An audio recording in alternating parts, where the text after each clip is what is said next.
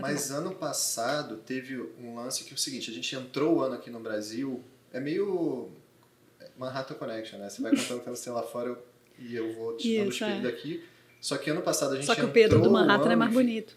Só que a gente virou o ano com 2% de taxa de juros, que é um negócio assim inimaginável, assim como foi lá no segundo governo ali, por volta antes de 2010, quando a gente ganhou o grau de investimento. É uma coisa que assim, é totalmente surreal pensar que o Brasil pudesse chegar a 2% de taxa de juros ao ano, que foi o que aconteceu. Na verdade chegou a 4%, só que aí veio a pandemia, o Banco Central teve que estimular ainda mais a economia para não termos uma recessão ainda maior do que a gente teve.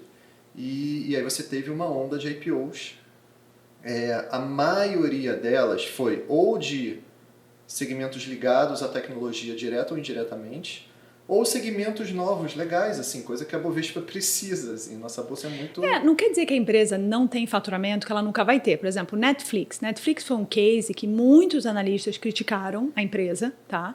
E agora ela está passando pelo 3º ou 4º aumento de preço e as pessoas não estão cancelando o Netflix. Quer dizer, eles conseguiram fidelizar com muita qualidade. Por que a empresa não dava dinheiro? Porque a produção era cara, porque era uma produção de qualidade, e a assinatura era barata para o cara cancelar a TV a cabo e pegar o Netflix. Agora que o cara está ali no status quo, eles estão aumentando o preço, e o americano, pelo menos eu não sei como está no Brasil, está absorvendo. O domingo passado aumentou de novo o preço, aumentou $1. Ninguém cancela nos Estados Unidos, ainda mais com um pleno emprego e coisa e tal. Então, assim, e os caras conseguiram virar essa chave de ganhar dinheiro. Então, assim, não estou falando que toda empresa que começa sem ganhar dinheiro não consegue virar essa chave. A única questão é que, com os juros nos Estados Unidos subindo, o valuation dessas empresas vai ser mais penalizado, as pessoas vão pensar 2 vezes, e o que eu estava falando de passivo e ativo é que talvez esse ano seja um ano mais seletivo no mercado de ações. Lembra que ano passado, se você olhar o índice de meme stocks, que eu até no outro dia fiz um post sobre meme stocks, fiz perguntando se as pessoas sabiam que era 90% das pessoas não sabem o que é meme stocks, então é até importante explicar. São as stocks de Reddit, são as memes, tipo, são as empresas que os fóruns de gente jovem, inexperiente... Wall Street Bets. Exato, Wall Street Bets. Tem um índice de meme stocks nos Estados Unidos, para você saber como está performando. Assim, de dezembro para agora, despencou, né? Porque não tem fundamento essas empresas, tá? Então, assim, você olhar o índice num ano onde, assim, tudo subiu, é diferente de um ano que eu acredito que vai ser um ano mais difícil para a Bolsa Americana esse ano. Então, as meme stocks, só para exemplificar, são aquelas ações que estão ali no top of mind da galera do chat. Isso, de Reddit, de gente grupos. Que não é de mercado. Sim. São chamada meme stocks, porque tem muito meme nesse... nos Estados Unidos se apelidou de meme stocks. E eu li no New York Times, foi uma das matérias mais lidas e mais premiadas até, a história do Keith McGill, que é o cara que liderou o short squeeze da GameStop. Sim. E ele fez isso do basement dele, né? Ali da sala dele. Ele não é nenhum nerd de espinha que sofreu bullying na escola, não é. Ele é um cara... Ele é jovem, tá? Mas ele é uma pessoa... Ele entende do mercado, ele já trabalhou na área de seguros. E ele liderou esse movimento do Wall Street Bets, que quebrou aí 3 ou 4 hedge funds bizarros, sim, enormes, exato. E a ação subiu centenas de %. Então, por causa do short squeeze. As pessoas que participaram têm que entender que não tinha um fundamento em comprar AMC ou GameStop, tinha ali um frenesi, né? Não um fundamento. Eu até postei agora recentemente um vídeo que eu peguei a história de um blog que você me recomendou, que é aquele Investor Amnesia, que é muito legal, sobre as bucket shops. E é uma reflexão interessante de pensar que, no caso das bucket shops, eram casas de aposta, não tinha relação com bolsa, e muita gente ia pelo frenesi do apostar se a empresa ia subir ou cair. Igual você aposta se um time vai ganhar ou perder. Bucket shops, esse blog é um blog que ele tenta fazer algumas assimilações com o que a gente está vivendo hoje, com uma coisa do passado. Não que a história fique igual, mas tem uma similaridade. Exato. E a reflexão deles, que eu achei muito legal, é que as bucket shops, que era um negócio, coisa de aposta, nada a ver, e com um investidor muito varejo, sem conhecimento de mercado, quando elas encerraram, enfim, e foram encerradas por uma questão regulatória, alguns desses investidores migraram, de fato, para a Bolsa e, de fato, viraram investidores mais maduros de longo prazo. Então, às vezes, esses frenesis, talvez um garoto que entrou em GameStop e eventualmente perdeu dinheiro ou ganhou dinheiro, enfim, tanto faz, mas não foi ali um investimento pensado. Ele pode até criar gosto pelo mercado financeiro e passar a ser um bom investidor. Eu acho que hoje o mercado financeiro está atraindo muito poucos jovens. Então, assim, é uma coisa que a gente, como agente de mercado, tem que pensar. Não, e posso falar mais ainda. A empresa, a partir de um short squeeze gigante como esse, ela pode aproveitar o momento para fazer daquele business um business de verdade. Então, se ela tinha isso acontece e as pessoas estão sabendo usar o mercado financeiro para isso.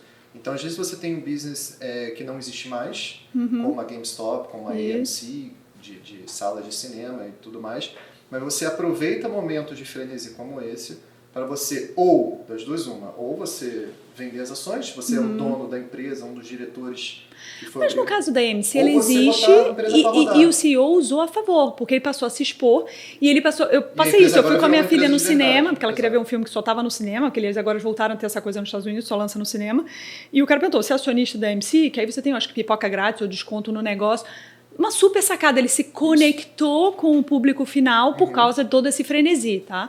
E, obviamente, a MC está melhorando um pouco, enfim, com a reabertura de mercado. Não é um business super promissor, o business de cinema, obviamente, não é isso que eu estou falando, mas sim, se não tivesse acontecido isso, talvez não tivesse, talvez a empresa tivesse quebrado. Os CEOs e o corpo diretivo da empresa pode ou aproveitar para vender as ações e se aposentar, ou aproveitar aquele funding, né? Porque quando as ações disparam... vamos lá, 1000%, você tem um funding novo, você pode fazer um novo IPO, um follow-on, e poder mudar, com esse dinheiro que você nunca imaginou que ia mudar o rumo da empresa. Mudar o rumo da empresa, e isso está acontecendo. Por isso que tem que tomar muito cuidado, esse conceito de value investing, assim, do tipo, caramba, as ações subiram 1000%, então elas têm que cair de volta para o fundamento da empresa. Não, a própria alta da ação que pode puxar o fundamento da empresa. Isso é muito complexo de você colocar, às vezes, numa planilha. Então, por exemplo, quem sabe trabalhar isso muito bem é o próprio Elon Musk, que a gente já falou.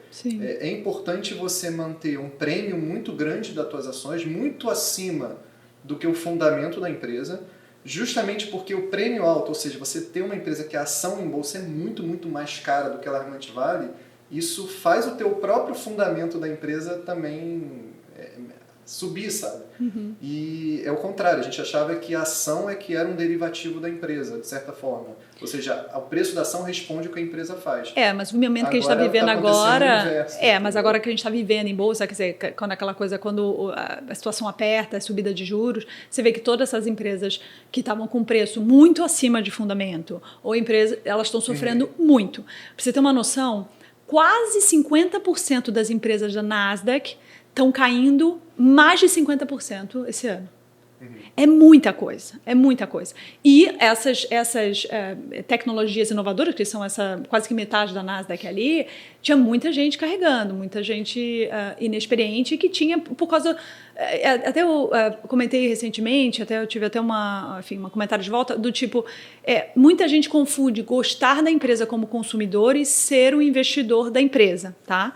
Não necessariamente, não é que você precisa investir em business que você não goste, mas às vezes um business é muito bom para o consumidor justamente porque é um business que dá prejuízo. Então, para o consumidor, você tem muito mais benefício. O Netflix era isso, o que você tinha de conteúdo vis-à-vis o que você pagava era desproporcional. Então, era muito bom para o consumidor, não necessariamente bom para o acionista. Tá? Peloton, por exemplo. Eu acho super legal, só que a ação caiu 80%, né? Então, assim, como business, não necessariamente é bom. Aí, muita gente contra-argumentou e falou assim, não, tem alguns pensadores que acham que você deve investir em business que você gosta, que você entende. É impossível, Lívia. É impossível. Como é que você vai, por exemplo, um brasileiro, entender do mercado de celulose? Como é que você vai entender do mercado de concessão rodoviária, de distribuição, geração e de energia?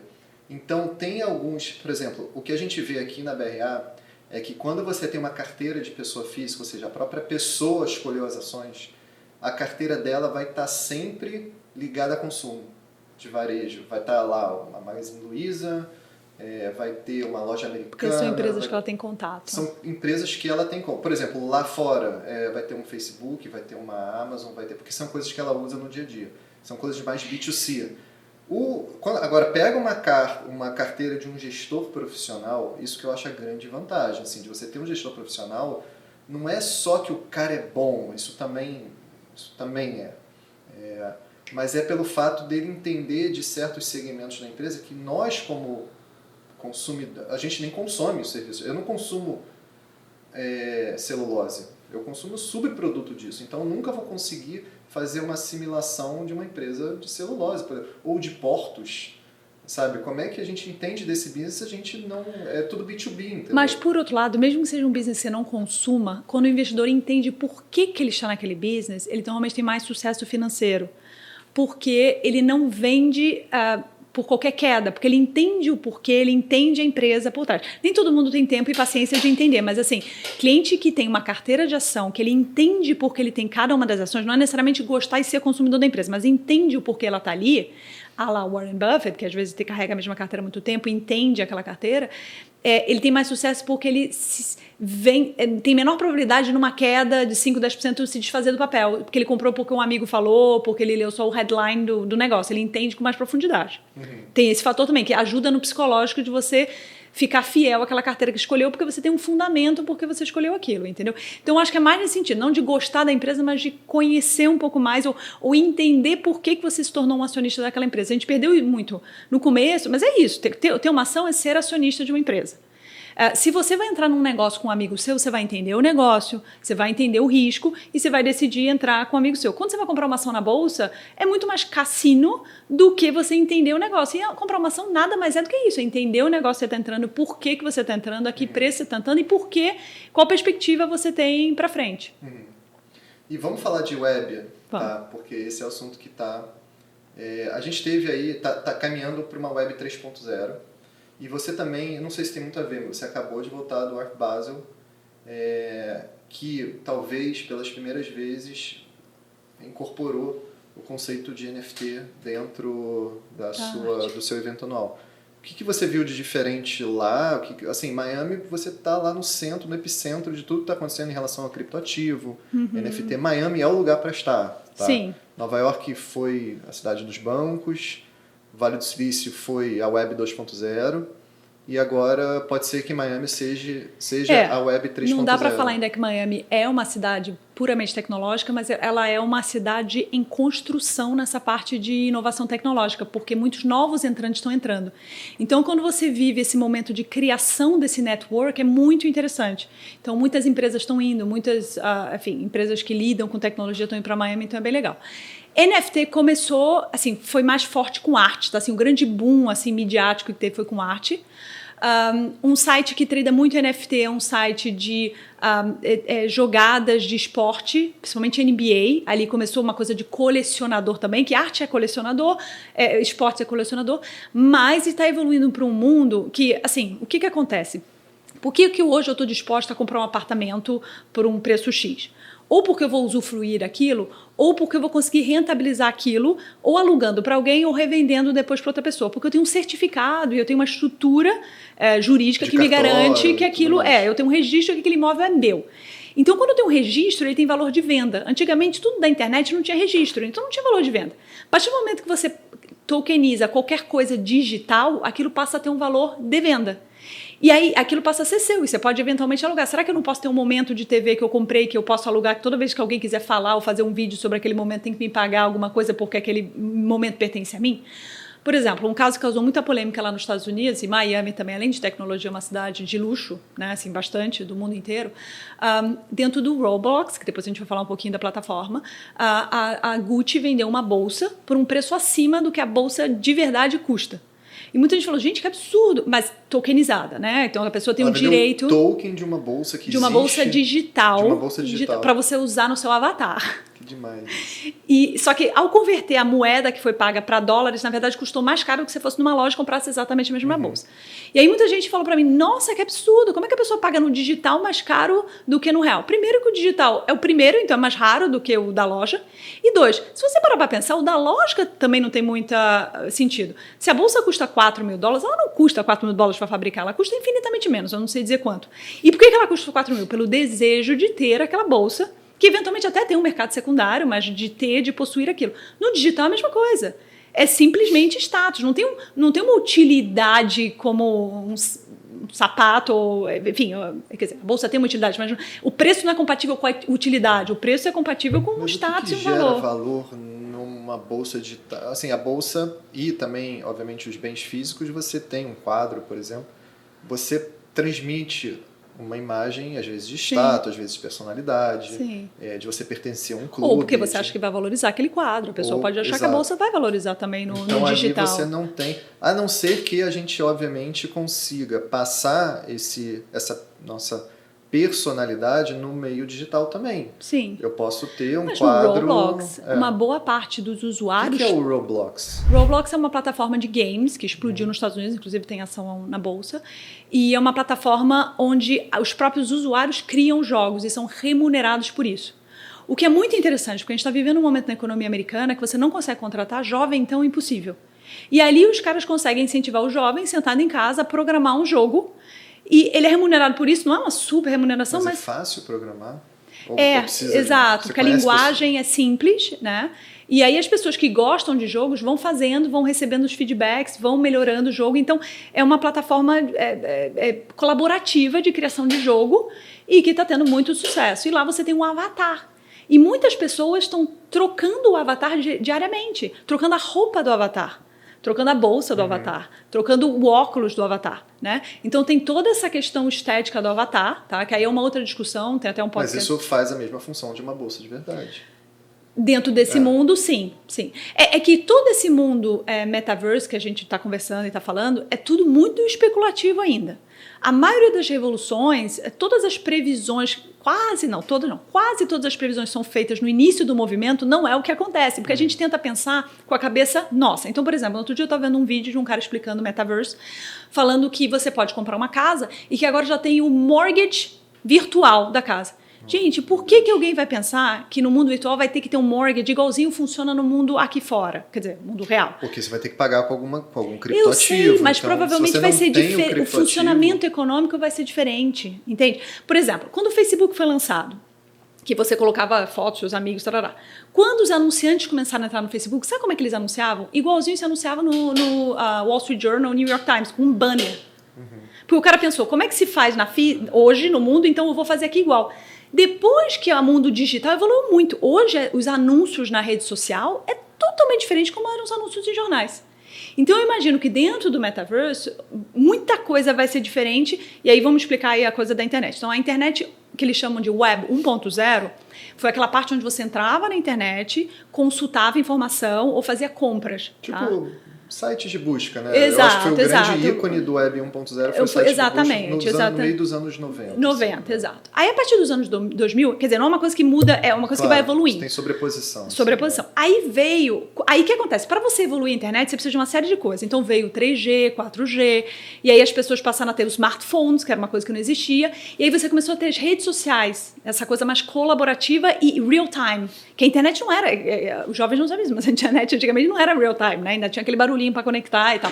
E aí você começou a ter. E agora você vai entrar para realidade aumentada, realidade virtual, e talvez tenham outros processos, outras maneiras e outras empresas vencedoras, já que a gente trabalha em mercado. Então, só para exemplificar, o Web 2.0 foi como ícone principal, obviamente. Rede social e Big Data. Mas redes sociais de uma forma Big Data. Geral.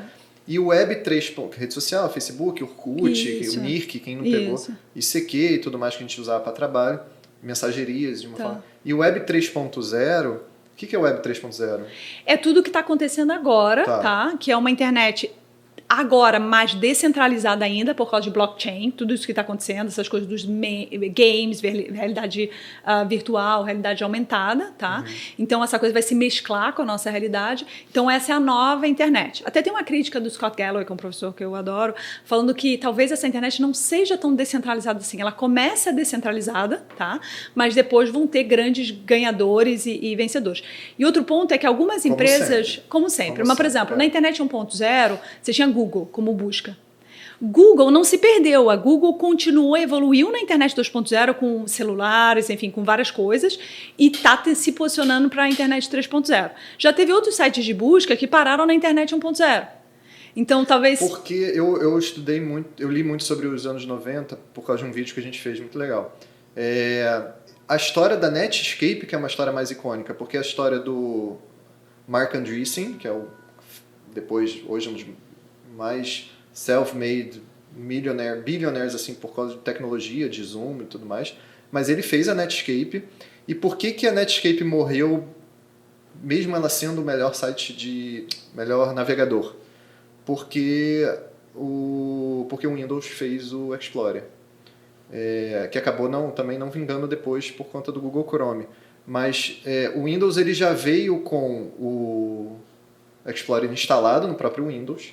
Então aquele poder monopolista, tiveram processos que depois isso foi judicializado de uma forma geral, mas o Windows saiu bem, assim, então não teve problema e agora... Então, eu até falar sobre Microsoft é bem legal. É um assunto interessante. Às vezes, quando você conversa com um cliente sobre Microsoft, sobre a empresa, sobre a ação, vem na cabeça da pessoa aquele senhorzinho usando Excel, sabe? Aquele senhorzinho de 60 anos usando Excel. Microsoft não é isso. E, inclusive, anteontem, né, a Microsoft adquiriu uma empresa de games e se tornou a terceira do mundo em games, atrás só de Sony e Tencent. Aliás, nenhuma empresa dessas big, que o Scott Galloway chama de Big Five, né? Nenhuma empresa é só a empresa que a gente conhece. Não, exato. Por isso que é muito difícil você avaliar a empresa, encaixar ela dentro de um setor e até eventualmente fazer algum tipo de previsibilidade. Até porque o nome não ajuda. Por exemplo, o Facebook. Ele tinha esse nome Facebook, mas ele tinha uma série de coisas dentro, mas você pensava só no Facebook, assim, o investidor mais leigo, né? E mudou o nome para Meta agora, por causa de Metaverse. Eles estão fazendo um investimento de 10 bilhões de dólares em Meta. Compraram os óculos. Hoje o Facebook domina esse mercado de óculos, né, para realidade virtual. Mas o nome Facebook remetia só àquela rede social. Não, e mais do que uma empresa, essas Big Five estão com o excesso de caixa, né? Então, quando você compra uma ação dessas empresas, você está comprando, vou exagerar aqui um pouco, metade uma empresa que realmente funciona. Sim. Por exemplo, uma Amazon, é realmente a Amazon que a gente conhece, é um pouco do Cloud Services também e outros subsidiários, mas a outra metade é dinheiro. Então, assim, quando você compra uma ação da Amazon, você não está comprando uma Amazon empresa que funciona, você está comprando assim... Caramba, o que essa diretoria vai fazer com esse dinheiro? Sim. Então, essa é a opcionalidade que você está levando quando você compra uma ação. Sim. Então, é como se essas empresas tivessem se tornado hoje... Até porque essas empresas pagam muito pouco dividendos. Elas são empresas que elas deixam dinheiro em caixa ou buyback. Os Estados Unidos teve muito buyback nos últimos anos. Isso foi uma boa parte do ganho da Bolsa Americana foram os buybacks das empresas. Que não tem nada de errado com buyback. Quer dizer, com juros do jeito que está, você vai fazer o quê? Vai distribuir o dinheiro ou você vai botar num negócio que é muito mais rentável do que uma renda fixa? Isso gera valor para acionista. Se você pegar, por exemplo, empresas antigas, ainda do Nifty 50 dos anos 80, por exemplo, a Disney. A Disney é um gigante. Se você já viu aquele infográfico de todas as empresas que tem dentro da Disney? Então, quando um acionista compra isso, isso gera valor. Eu acho que a XP está fazendo isso também. O Warren Buffett fala da história da Mastercard, que só o que ele teve recompra de ação, ele mais do que ganhou o que ele investiu na empresa. O resto Mas vamos falar de Web 3.0, que esse assunto é mais legal, e de criptos. Porque, assim, o que eu vejo da Web 3.0, a gente ainda vai descobrir daqui a 20 anos qual foi a coisa que mais marcou na Web 3.0, como sempre. Mas a gente vai fazer um trabalho de tentar adivinhar, just for fun. Mas eu acho que tentar adivinhar, eu vou te dizer o seguinte, eu acho que a Web 3.0 vai ser muito marcada pelas criptos, que tem a ver com, ou pela NFT, eu não sei, mais ou menos a mesma coisa. E a diferença que eu vejo hoje das empresas da Web 3.0, que na verdade foi o Matt Levine que falou isso, que escreve para Bloomberg, é que em vez de você pagar, antigamente você pagava pelas coisas ou você dava informação, agora é diferente. Agora parece que todo tipo de serviço dentro da Web 3.0 você vai ganhar algum token. Então assim, utilize o meu serviço que você ganha um token. Então é como se o consumo dessas empresas da Web 3.0 se misturassem com uma percepção de que você também está investindo, porque você está ganhando um token em troca. Talvez um pouco de marketing, né? Porque assim, ganhar o token em si, o que você tem por trás daquilo, né? Para de fato ser um investimento, tem que ser algo que vai O que é investimento? Ou você empresta dinheiro para alguém, ou você vira sócio de uma empresa, ou você compra algo que vai se valorizar. Tá? Então, se não tiver essas características, dificilmente vai ser um investimento. Assim, se é só porque eu tenho NFT e está subindo e tal. Assim como algumas cryptocurrencies, né? Tipo, que você está ganhando com aquilo? É só uma expectativa de que vai valer mais lá na frente. Assim, não tem assim, um fundamento, alguma coisa assim. Agora, algumas coisas de NFT podem te gerar renda, podem te gerar lucros, dependendo do que você tem por trás. Então, acho que hoje ainda existe um glamour aí por trás de parecer... por exemplo, quando eu fui lá no Basel, você no stand de arte digital, tinha um vídeo e aí você estopava no momento que você queria, então você criava uma arte única sua. E você salvava aquilo. Não necessariamente aquela arte que eu criei ali vai ter um valor, entendeu? Até porque vai ter uma enxurrada de ofertas de criptos e NFTs que, de alguma forma, esse mercado não é que ele vai ter que se regularizar, ele vai ter que se concentrar, assim como as moedas são no Mas você mundo. pode remunerar melhor o criador de conteúdo, por exemplo. A gente está fazendo aqui conteúdo, tá? Vamos dizer que tivesse uma tokenização da nossa conversa ou das nossas ideias. E todo mundo que quisesse usar, assim como a gente está usando de outras pessoas, a gente citou várias pessoas aqui. E se eu quisesse usar aquilo, eu teria que pagar para aquela pessoa que eu estou usando aquela ideia. Uma coisa meio esdrúxula que eu estou falando aqui, mas entende? Você começa a dar preço para coisas que originalmente não tinham. A internet, assim, agora melhorou um pouco, mas era uma quantidade de gente copiando os outros sem citar fonte ou sem dar os créditos, assim. Então, assim, o gerador de conteúdo era bem pouco remunerado. E assim, sobre essa ideia de centralização, é o que aconteceu com as moedas globais, né? Tipo assim, qualquer economista sabe que o fluxo tende a se concentrar nas moedas mais fortes. A gente só não usa uma moeda no mundo porque existem barreiras de entrada. Obviamente, cada país tem as suas restrições para usar. A gente não pode depositar o dinheiro em dólar aqui no nosso banco e tudo mais. Mas se pudesse, no mundo não existiriam moedas. Existiriam, tipo, talvez 2 moedas, tá? Mas no criptomoedas, não vou nem falar criptoativo, na criptomoeda sim, você não tem barreiras. É muito então, fluido. Não é possível que uma moeda não domine todo esse... Uma moeda com... Assim, imagino que seja uma moeda com lastro. O Bitcoin não é uma moeda com lastro, tem outra. A Ethereum parece que tem lastro e tudo mais. Por exemplo, no mundo de NFT, quem domina é Ethereum, não é Bitcoin. Isso, entendeu? Que é uma... A Ethereum, eu acho que é uma stablecoin, né? Não. Tem as stablecoins, que é onde você parqueia, né? Não sei como fala em português. Onde você estaciona o dinheiro e são moedas atreladas a dólar, tá? A Ethereum não é uma stablecoin. Mas, de alguma forma, e o que o Scott Galloway falou, existe um viés psicológico de sempre achar que o mundo vai ficar descentralizado. E se você olhar ao longo da história, você vai ver que o que acontece é justamente o inverso. As coisas cada vez ficam mais centralizadas e os Estados Unidos, por ser um país até mais liberal, permite o crescimento de monopólios muito grandes. E o que está acontecendo também, outra crítica do Galloway, já que você citou ele, é que os Estados Unidos realmente está numa fase de monopólios muito, muito, muito grande.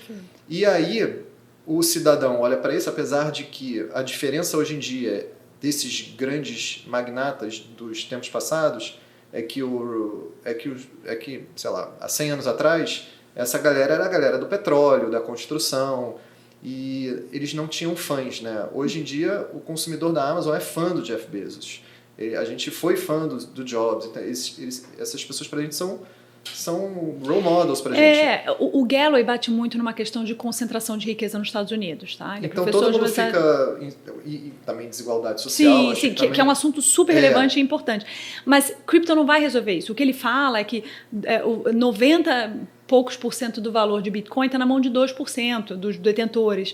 A concentração e de pessoas ali formadas em Stanford, em Harvard, que tinham conhecimento e dinheiro para entrar no começo. Então, a pessoa que está entrando agora fala, nossa, vou entrando nesse mercado que não tem dono, não tem concentração, porque o mundo está muito... Mais ou menos, esse mundo também está bem concentrado. NFTs também estão... O maior valor está na mão de poucas pessoas. Só que são poucas pessoas do mundo de tecnologia agora e não mais o dono da petrolífera, entendeu? Mas continua concentrado. Tem uma coisa legal, assim, até do último encontro anual do Warren Buffett, que ele revisitou um encontro anual de não sei quantas décadas atrás, que ele falou do mercado de automóveis. E ele colocou num slide, falou, pessoal, eu queria colocar nesse slide todas as empresas de automóveis que a gente podia investir na década de 20, na virada do século, para a entrada do século 20. Eu não consegui colocar todos, então coloquei só aquelas empresas de automóveis que começam com a letra M.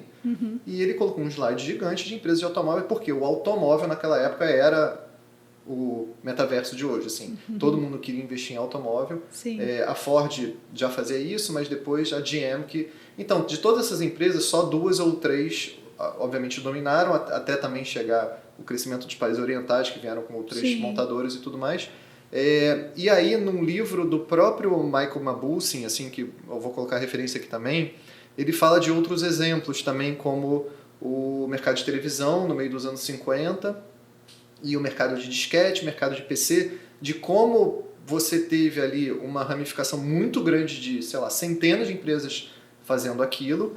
O mercado realmente cresceu, Sim. Só que quem capturou o crescimento foi somente 2 ou 3 empresas. E tem que lembrar também das perdedoras. A gente muitas vezes esquece as empresas perdedoras. Mas isso, e vai depender qual é o preço das perdedoras. Exato. Esse é o e um ponto. trabalho que precisa ser feito hoje é que muitas vezes ações que a gente carrega na cara... A gente está muito olhando assim, quem vai ser a ganhadora do metaverso? É um trabalho que todas as equipes...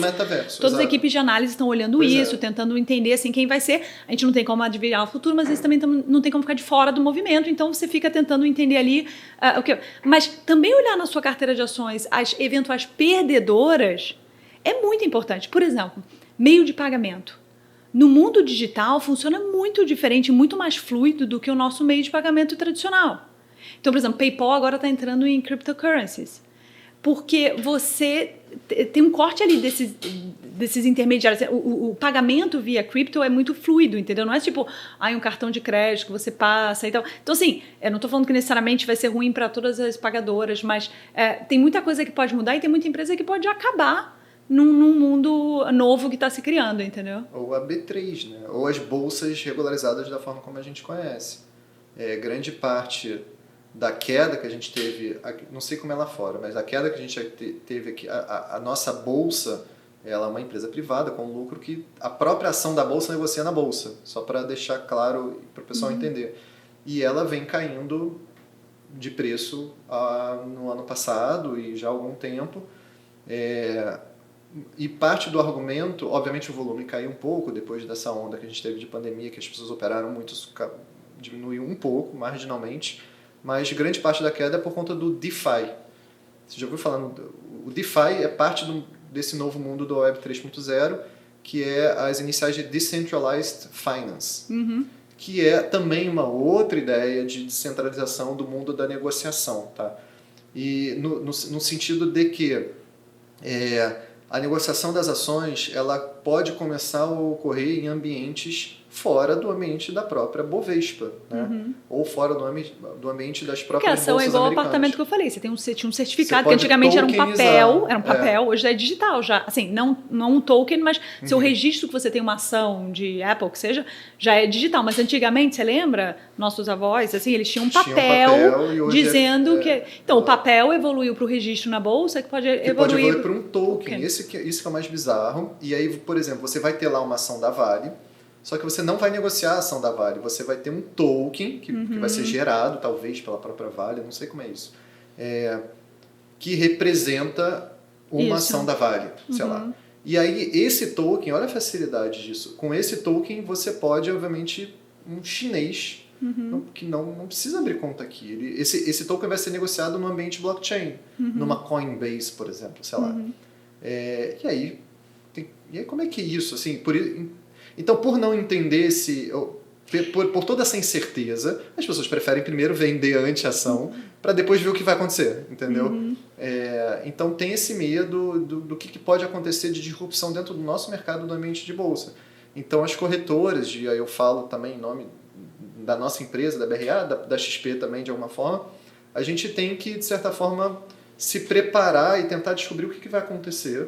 Se cada corretora vai ter a sua própria exchange, não sei, ou se o Google, quando você quiser ver o book de um token, você tem que abrir o book no Google, quais são os tokens da ação de Vale, mas assim, de certa forma, em algum lugar isso vai ser centralizado e as pessoas estão com medo de que isso se centralize em algum ambiente que não seja no ambiente da B3.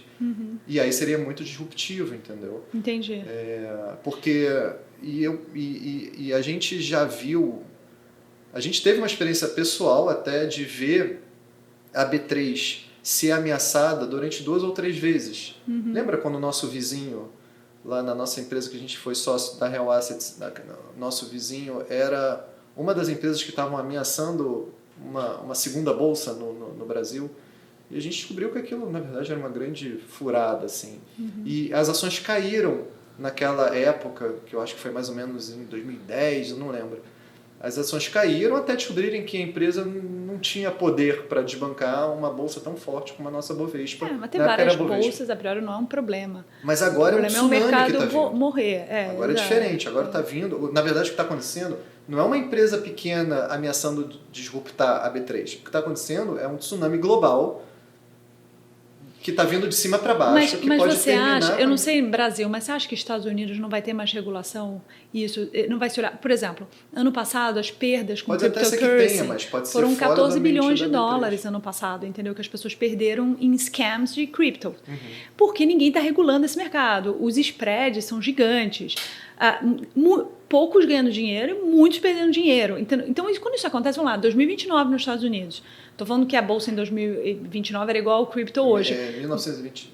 Desculpa. Crash de 29. 1929, estou com 1920. Antes de 1929, o mercado de ação americano era muito mais desregulado, tinha muito mais scams, tinha muito mais coisas, e aí teve que regular o mercado e teve que estabelecer uma regra.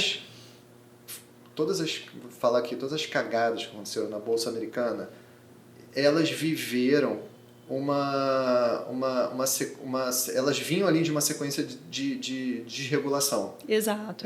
A quebra do LTCM, por exemplo, nos anos 98, e o crash de 87 e o crash de 29, eles sempre seguiram como resultado de alguma... E o crash de 2008. Que é o normal. Não, normalmente, não é só no Brasil, em todo lugar do mundo, o regulador ele não se adianta, né? Ele chega depois e regula. Então, o que eu estou falando é que o mercado de cryptocurrency, ele vai ter que ser regulado. E eu não sei se os países vão querer uma coisa única. Porque, por exemplo, a gente está vivendo um momento nos Estados Unidos, onde os Estados Unidos ameaçam deslistar as bolsas americanas as ações chinesas. Então, você tem um poder ali nacional em cima das bolsas americanas. Será que vai ser uma coisa assim totalmente universal? Isso, assim, para os Estados Unidos é um assunto muito importante. Talvez para o Brasil não, mas os Estados Unidos que é uma potência mundial. Por que é uma potência econômica e tem a moeda mais importante do mundo? Será que para eles um sistema global, universal de moeda digital provavelmente não seria bom? Não, e pior ainda, como é que você vai fazer política monetária? Ninguém pensou nisso. Política monetária é basicamente você reduzir ou aumentar a taxa de juros, ou eventualmente, já não é monetária, já é política fiscal, de você estimular fiscalmente, ou reduzindo impostos, ou fazendo QE, ou aqui no Brasil, fazendo esse Inclusive, muita gente que compra cripto até tem essa justificativa de falar, eu não quero mais comprar essa moeda americana porque eles estão emitindo pra caramba, não tem mais valor, então eu vou comprar essa cripto para ficar tranquilo. Exato. Se a gente começa a usar Bitcoin para transacionar nossos bens, o Banco Central brasileiro perde um pouco da sua potência. Você não vai conseguir nem estimular a economia, nem desestimular a economia.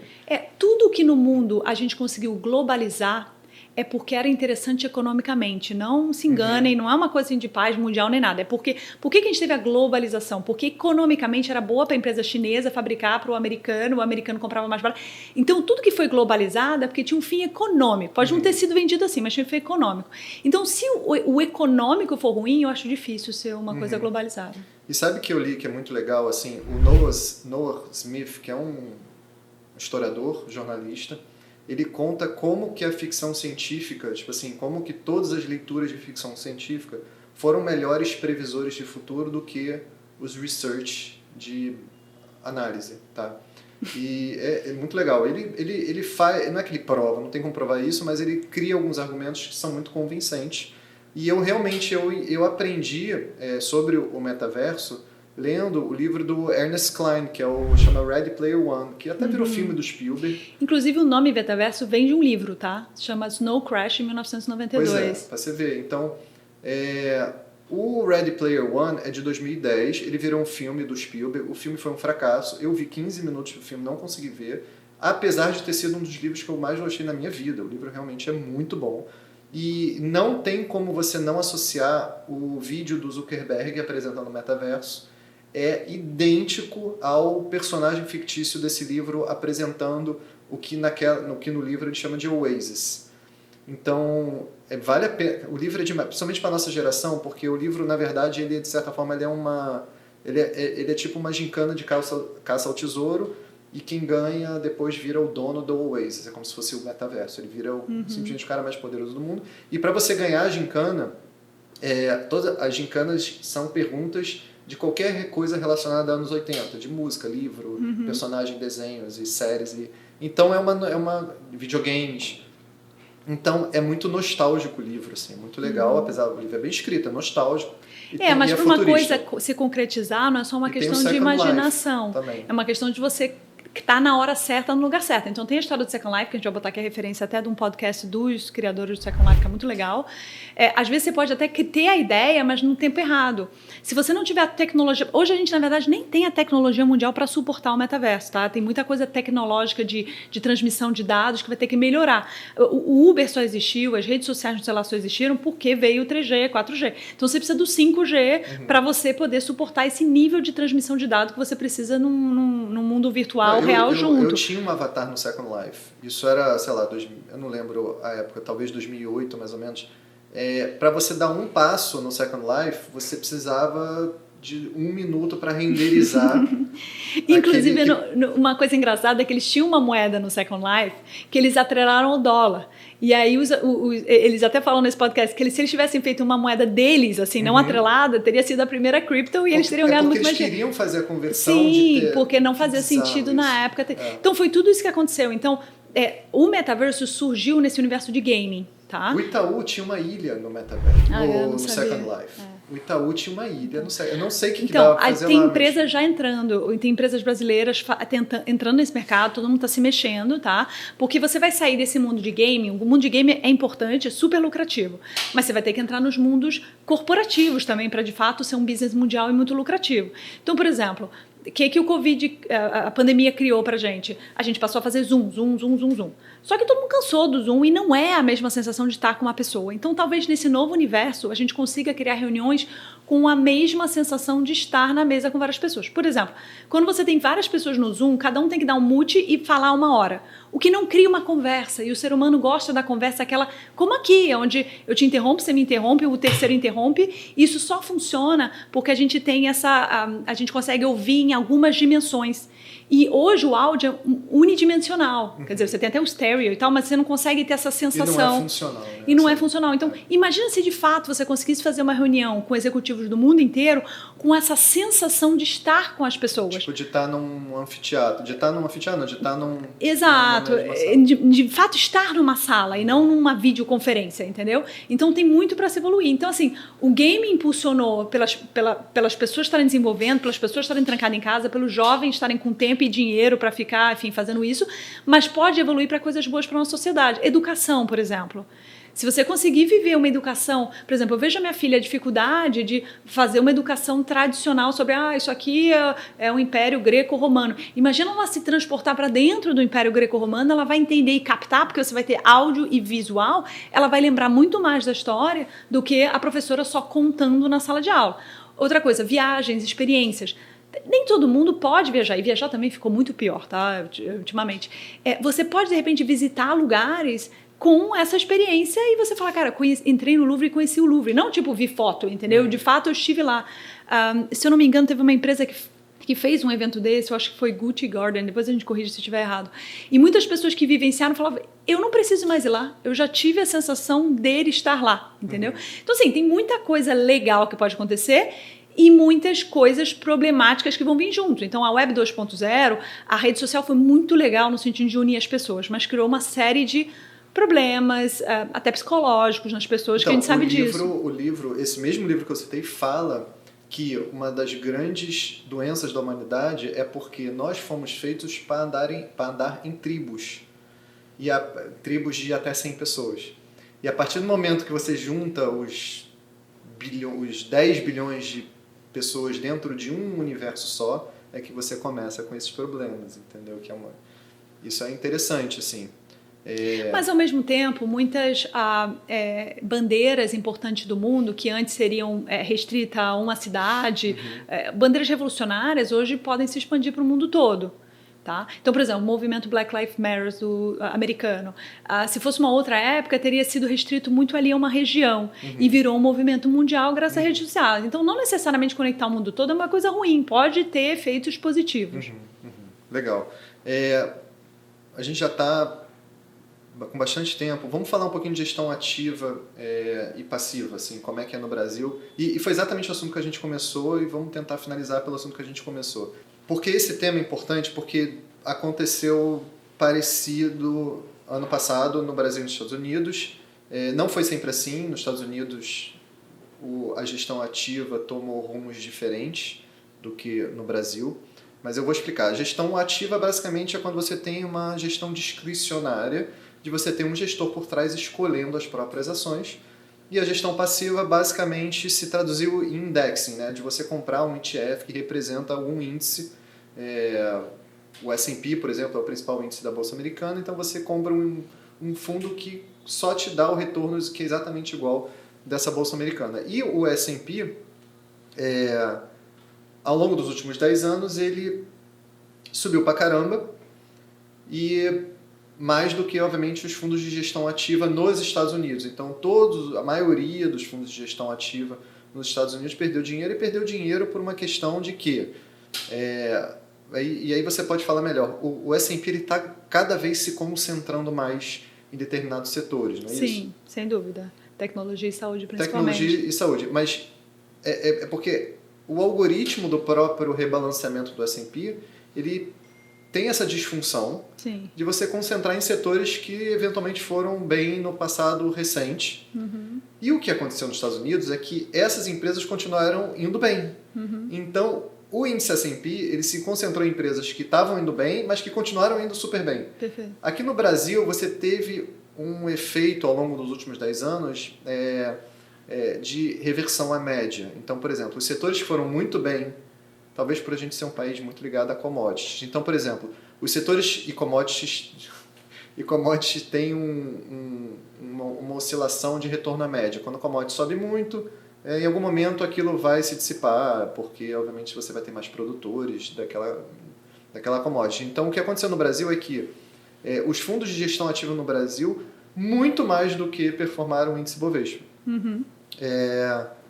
Porque o índice Bovespa tem um algoritmo uma fórmula muito parecida com o S&P, com a fórmula do S&P de rebalanceamento e tudo mais. Só que o que aconteceu é que no início dos anos 2000, as commodities dispararam, o Ibovespa se concentrou nessas commodities e as commodities despencaram, e aí o Ibovespa veio overexposed a commodities e toda a carteira bem distribuída no Brasil. Você não precisava nem ser um gestor bom. Se você simplesmente tivesse uma carteira bem distribuída, você ganhou do índice Bovespa.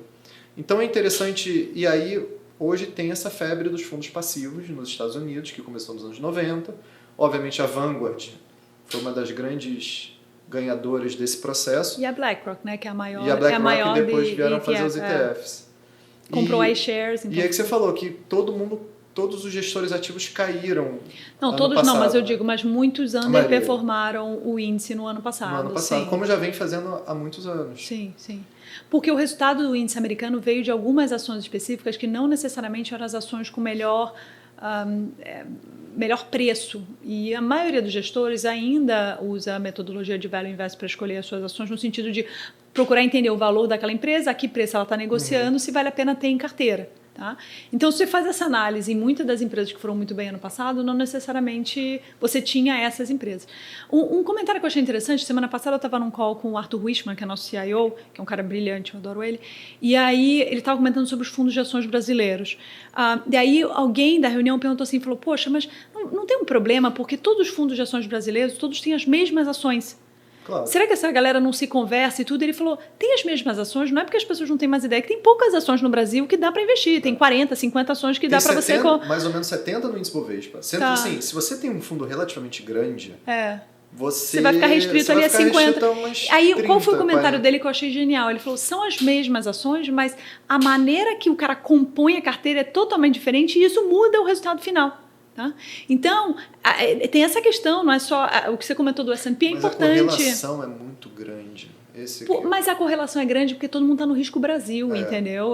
Tem esse fator. Nos Estados Unidos, além do mercado ser muito maior, você tem muito mais opções de empresa, mas o que eu estava querendo falar é o seguinte, às vezes não é só a ação certa, é a quantidade de cada ação dentro do portfólio. Então, um cara pode ter nos Estados Unidos um fundo ativo que tinha as mesmas top ações do S&P, mas com pesos diferentes. Ele já vai ter uma performance radicalmente diferente do S&P, entendeu? Mas você vê como o fluxo... De novo, o fluxo às vezes determina o valuation. Ele vem antes e depois vem o valuation. Porque ano passado, por exemplo, você teve... fluxo é quase que tudo. Assim. Ano passado você teve as melhores empresas, mais bem avaliadas pelos gestores que a gente conversa, caindo mais. Por que isso aconteceu? E eu não li isso em nenhum lugar, mas isso é tão óbvio para mim, essa percepção, essa conclusão que eu tirei do tipo, o último bear market que a gente teve, a última queda mesmo de bolsa, que não é aquela queda que volta, aquela queda que sangra, você ter 2 anos de bolsa sem subir, a última vez que isso aconteceu foi 2014, sei lá, 2015, e também coincidiu também com um ciclo de alta de juros que a gente teve naquele governo Dilma com Levy, eu acho. E depois de tantos anos a gente está tendo agora uma nova... Ano passado foi, no Brasil, o maior ciclo de alta de taxa de juros da história do Plano Real. A gente veio de uma taxa de juros de 2 caminhando aí para 10 agora. Por que isso é importante? Porque em 2014, sabe, a gente tinha 500 mil CPFs na B3. Tá? Vamos lá. Este ano, se você contar agora os novos CPFs que entraram por causa da Nubank, que foram 700 mil CPFs, olha que bizarro. A Bovespa... A B3 estava mais ou menos com 4 milhões de CPFs, está chegando a 4 milhões e 700 mil CPFs. Significa dizer o seguinte, que para 90% dessa galera que está aí, queda de bolsa e alta de juros é uma coisa nova. O que isso aconteceu? Tá, beleza. Essas pessoas estão assustadas, elas não sabiam que a brincadeira era essa, e está tendo um fluxo de resgate muito grande nos fundos de ações, nos multimercados também, mas vamos focar aqui no de ações. Nos fundos de ações está tendo resgate muito, muito, muito grandes, assim. Por conta de pessoa física que entrou e, sei lá, não sabia que a brincadeira era essa. E aí o que isso aconteceu? Quais são as ações que esses gestores mais gostam? Empresas de extrema qualidade. Natura, Renner, Mercado Livre, empresas que top of mind, premium, de boa gestão, todos aqueles atributos que um gestor gosta. Líquidas... e essas foram as empresas que mais caíram ano passado, e esses foram os fundos que mais caíram também. Os fundos de ações underperformaram muito o índice Bovespa ano passado, não só por causa disso. Teve uma questão do fluxo que determinou o resultado, mas teve também uma questão de que a bolsa, vou arredondar, tá? A bolsa mais ou menos ano passado caiu 15%, a Bovespa, mas é porque Petro e Vale e as commodities subiram. E se você tira isso, a bolsa caiu mais de 20%. Assim, se você tirar essas grandes, assim, a bolsa caiu, sei lá, 25%. É uma queda muito grande, é 1/4, sabe? Então, você teve um fator de fluxo muito grande. Assim, a gente tem 200 milhões de pessoas no Brasil, muito CPF, está chegando a quase 5 milhões de CPFs, uma bolsa microscópica. Então, você tem fluxos determinando o valuation. E aí, quando você tem uma Natura, por exemplo, pelo amor de Deus, uma Natura que cai 50% do preço das ações, cara, por que isso não vai mudar o valuation da empresa? Poxa, quando uma empresa perde 50% do seu valor de mercado, o funding dessa empresa fica pior, né? Assim, a empresa, quando ela pretende fazer um follow-on novo, pode ser que ela queira agora tomar um empréstimo do banco, não sei, não vai acontecer, óbvio, mas isso piora o resultado da empresa. Ou seja, o preço da ação determina também o resultado físico e de fundamento da empresa. Você está falando de inexperiência no Brasil com esse mercado, né, de juros e tal. Nos Estados Unidos, a inexperiência da galera mais nova é a inflação. O americano não viu... Que vai ser mais cruel. A maioria dos investidores não vivenciou inflação nos Estados Unidos. Não uma inflação de 7%, assim, não existe lá. E subida de juros. Tem muita gente jovem que nunca viu juros altos, sempre viu juros baixos e sempre foi para a bolsa. A gente teve um bull market, como você falou, de mais de 10 anos nos Estados Unidos. Não estou falando que a gente está entrando num bear market americano, não é o nosso cenário base, mas a gente tem uma inflação muito alta nos Estados Unidos. Tem muita gente nos Estados Unidos que não está sabendo o que fazer ou onde apostar, né? A gente brasileiro está acostumado com a inflação. O Mike Green, que é um cara que vale tudo dele ler, ele fala que esse ambiente de inflação ele é mais perigoso por conta do ambiente monopolista americano hoje, que era diferente do ambiente de pura concorrência. Ele acha que ele é um pouco mais bearish em relação à inflação, ele acha, quer dizer, ele é um pouco mais pessimista em relação à inflação por conta desse ambiente macro monopolista e que é mais difícil, né? Quando você tem um ambiente de concorrência mais perfeita, você tem, obviamente, uma aderência à inflação esperada menor. Quando você tem um ambiente monopolista, a inflação esperada vira inflação de fato. Então, eu acho que essa aqui é a mensagem. Eu não sei o que vai acontecer, eu acho que assim, eu acho muito bom que as taxas de juros dos Estados Unidos estão subindo, para pelo menos tentar gerar valor no dólar e acabar com essa fantasia que os Estados Unidos estava tendo de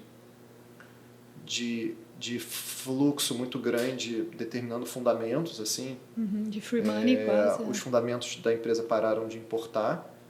Então, é uma volta, assim, se você pegar o fundo do Warren Buffett, a Berkshire subiu 15% no ano passado, assim, é bom ver isso de novo, sabe? O Warren Buffett, ele recuperou, ele estava muito desacreditado, assim, naquela virada do milênio, em 2 anos ele recuperou tudo que a Nasdaq havia. Apple ajudou ali, né? Então, acho que ele sempre, bom velhinho, sempre vai ganhar, de certa forma, né? Tem o último livro que saiu dele, que não foi ele que escreveu, mas é sobre a história dele, que inclusive é super interessante. Ele conta a história do Buffett, mas em paralelo à evolução do value investing. Em paralelo, se chama The Ultimate Money Mind. É bem interessante. E fala sobre isso, assim, a metodologia do value investing tradicional. Empresas, por exemplo, uma indústria, quando ela faz um investimento, isso entra como CAPEX, né? Tipo, dentro da empresa. Essas empresas de tecnologia, elas têm muito R&D, como é que é em português? Pesquisa e desenvolvimento. Ou que chama de ativos intangíveis. Exato, isso não entra como CAPEX na empresa, então a empresa fica com um múltiplo muito mais alto. Uma bolsa chama de intangíveis. Exato. Então ele fala que o investimento dele em Apple, ele tardou, mas ele entendeu que tinha valor na empresa e ele investiu em Apple já num múltiplo alto, assim, quer dizer, que tradicionalmente se acha meio estranho para o Warren Buffett, mas ele entendeu que eventualmente a metodologia usada não é a melhor para os mundos atuais, do intangível, do pesquisa e desenvolvimento e tudo mais. Super recomendo o livro. E aí, chega, né? Chega, fechado. Bom? Obrigado. Tem que agradecer, fazer... Não precisa. Tá bom. Tchau, galera. Daqui a pouco eu tô aí de novo.